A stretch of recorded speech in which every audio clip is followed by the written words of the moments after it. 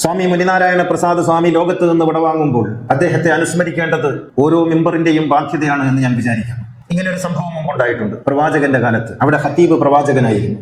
ക്രൈസ്തവ പണ്ഡിതനായ എത്യോപ്യയിലെ രാജാവായ നേഗസ് മരണപ്പെട്ടപ്പോൾ മദീനയിലെ മിമ്പറിൽ പ്രവാചകൻ കരഞ്ഞു. ഇത് നാം അറിയേണ്ടുന്ന ഒരു വസ്തുതയാണ്. നേഗസ് എന്ന് പറയുന്ന ക്രൈസ്തവ പണ്ഡിതനും രാജാവും മരണപ്പെട്ടപ്പോൾ എന്തിനാണ് പ്രവാചകന്റെ കണ്ണ് നിറഞ്ഞത്? എന്തിനാണ് പ്രവാചകൻ അദ്ദേഹത്തെ അനുസ്മരിച്ചത്? നമുക്ക് പിന്നീട് പലവിധ വ്യാഖ്യാനങ്ങൾ ഉണ്ടാക്കാം. നേഗസ് സ്വപ്നത്തിൽ വന്ന് ഇസ്ലാം സ്വീകരിച്ചിരുന്നു. നേഗസ് ആരും കാണാതെ വന്ന് പ്രവാചകന്റെ മുന്നിൽ ഇസ്ലാം പ്രഖ്യാപിച്ചിരുന്നു.